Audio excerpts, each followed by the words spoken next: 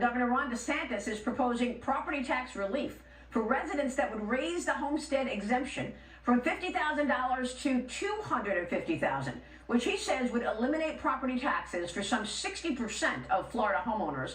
DeSantis is also calling a special session for Florida's state legislative session tomorrow, which, if approved, would put the measure on the ballot this November. Joining me now in the Sunday Morning Futures exclusive live is the 46th governor of Florida, Ron DeSantis. Governor, great to have you this morning. Welcome. Good morning. Thanks for having me. Well, what a contrast looking at what you're doing in Florida and what they're doing in New York. Walk us through your housing plan and why this exemption lift is so important in terms of property values and taxes. Well, Maria, at the state level, we're one of the lowest, if not lowest, tax states in the country. No income tax, generous exemption on our sales tax for core items. We've eliminated taxes like business rent and all that, and we're proud of that. And our spending has reflected it. I'm going to sign a budget later this month or next month that will represent 4 straight years of spending reductions in the state of Florida, and we're very proud of that. But at the local level, which is where the property tax revenue goes, we've gone from local governments taking $32 billion in 2019 in taxes to now $60 billion. That's almost 100% increase in revenue. And look, part of it is people have moved here. Part of it is that property values have gone up, but homeowners need relief. And so it's my view that if you are a Florida resident and you have a homestead, we want that to be tax-free. And so that's our vision. That represents about 30% of the overall property tax revenue because they still tax investment property, commercial property. And so this ballot measure will do an opening salvo of raising it, the exemption to $250, adjusted for inflation so they can't play games. That will be 60% of Florida homesteaders tax-free. Then as they raise it, the legislature will be able to raise that and have a process to do that. Once you get to 500,000 limit, that's 92% of homeowners, and then on it goes from there. But if we don't give homeowners relief, Maria, by 2032, they're going to be taking in $83 billion. So that would mean $32 billion in 2019. 13 years later, it goes to $83 billion. That is not sustainable. And so this is really a historic opportunity to have more money in people's pockets and to actually have their home be their private property that the government just can't use as a piggy bank. Well, this is incredible. And, you know, with all of these tax attractions that have attracted so many people to Florida, a lot of people are wondering, how do you do it? I mean, you know, you've got critics there saying local governments will have to make up the lost revenue somewhere. So how do you do that? If you've got no income tax, you're cutting property taxes, possibly eliminating them, where are you getting the money to fund government and everything else, all the other services? Well, so, we're focusing on Homestead. Obviously, they tax property that are non-homestead, residential, Airbnb, Canadian snowbirds, commercial. That's a lot of money that they have. And so even if we eliminated homestead revenue entirely, that would just put their budgets back to like 2021, 2022 levels. But we're phasing it in, so it's a very, I think, manageable process. So I don't think you need to, quote, make up. I think they should start figuring out ways to change their spending so that taxpayers benefit. However, in our proposal, because we have surplus at the state level, we are creating a fund that will be able to issue grants to local governments. So if you really say, you need help with a fire or sheriff's department or education, we'll have grants that we're going to be able to do that for this period. But what's going to happen is this is going to increase the economic base of all these local areas because people are going to have more money in their pocket.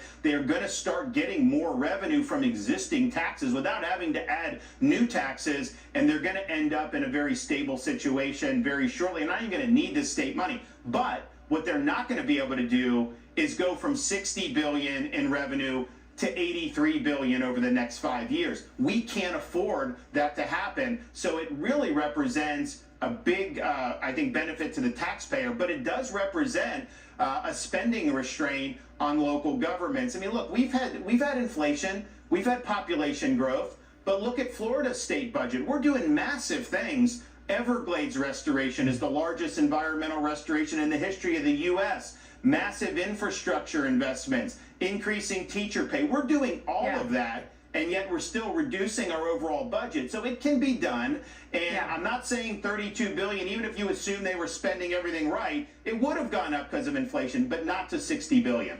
So I mean, this is the classic example of just managing budgets well. I mean, versus other poorly run states. Compare your budget process to, for example, New York or even New York City. So our budget in Florida with 23.5 million people is less than the budget of New York City, which, has 8 million people. It's a big city, but a lot less than the whole state of Florida. New York State's budget is well over twice as large as Florida's budget. I think New York's budget's like 260, 270 billion. Our budget has been basically around 117 billion, give or take a little bit, for the last 4 years. And so I think we have 4 million more people than New York State does now. New York used to have a lot more than Florida, and so we're doing it. And we have either the lowest or second lowest per capita spending of any state in the country. And one of the things I'm proud of is that if you take all of Florida's debt that we've accumulated since statehood in the 1840s, just since I've been governor, we've retired 50% of that debt through our aggressive debt repayment policies. So it can be done. And I think what happens is when you do it right, when you respect taxpayers,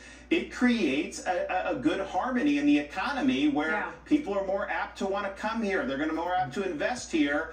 And then you can even lower tax rates. I think the New Yorks of the world, they're in a vicious cycle. They have a shortfall, so they go back and try to jack up taxes. That causes their economic base to constrict because people react negatively to it. Then they got to go back to the well again. Well, you can't keep doing that vicious cycle. Well, that's exactly what we're seeing in California as well. I want to take a break and talk about all those tech entrepreneurs and investors that have moved to Florida. We've got more with Governor Ron DeSantis when we come right back here. Florida Ron DeSantis, who has been overseeing a massive movement of high earners, companies, tech founders, investors, and startups all to Florida because of attractive policy. Governor, how important is it when you see these billionaires saying, bye-bye Florida, bye-bye New York, bye-bye California with your billionaires tax, I'm setting up a second headquarters in Florida. What has that meant for the state?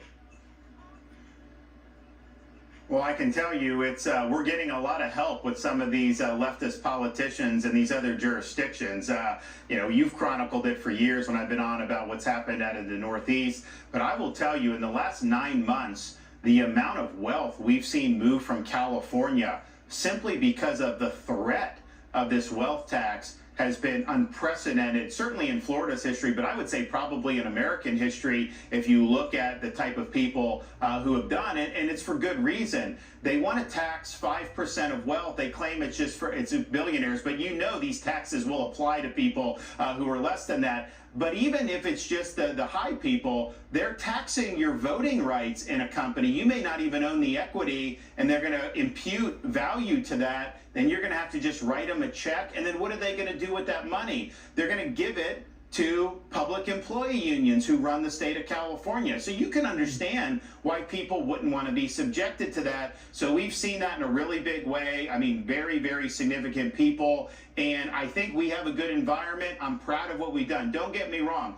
Rule of law, low crime, education choice, no income tax, all that's important. But we are having help because they're doing destructive policies, and when people react negatively to them, they go back to the well and just do it again. Unbelievable. And of course, the election coming up in November. Governor, you haven't publicly endorsed anybody. Are you going to stay neutral, or are you going to get behind somebody in a big way going into the governor's election this November? Well, I've got to deal with this property tax. I've got to deal with the budget. And I've always told people, I typically don't do the political stuff prior to me getting all the ducks in a row that I need to make sure that the state is going well. So we'll see how that all shakes out over the next couple of weeks. But I will say this.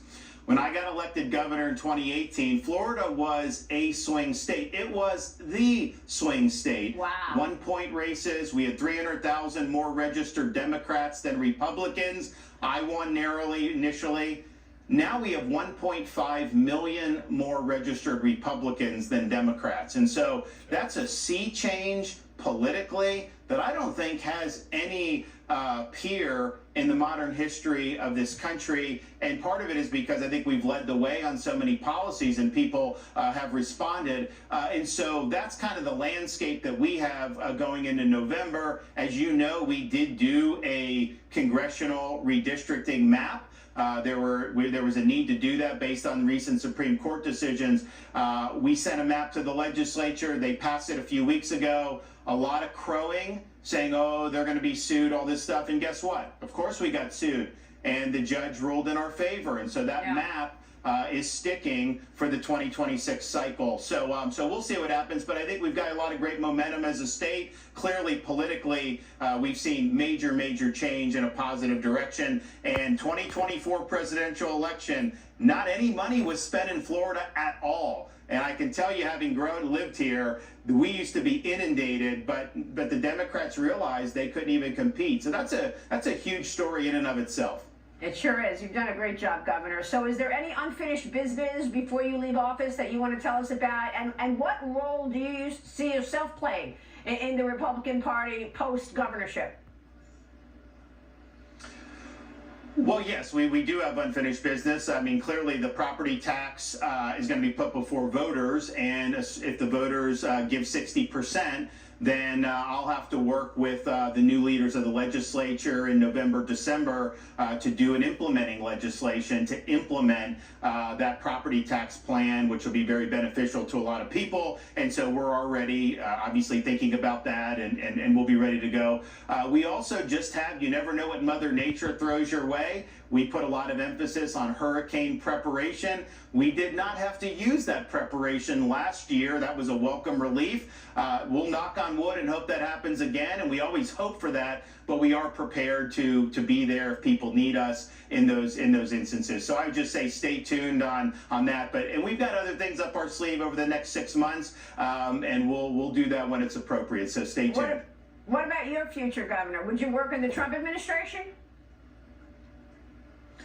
I've got to do my job here. I really don't even think about it because, quite frankly, I've got a lot of irons in the fire. And I think if you're out there peacocking about doing other things, then it's like, well, wait a minute, we want property tax relief, we want all these things. And so that's just typically how I've done things. You kind of take it a day at a time. But, we've worked very good with President Trump. He's been amazing for Florida, just on Everglades. No one even talks about it, and it's literally the biggest restoration in history, and that would not have been possible had he not supported us. Fair enough. Amazing stuff here. Governor, great to see you this morning. Thank you, sir.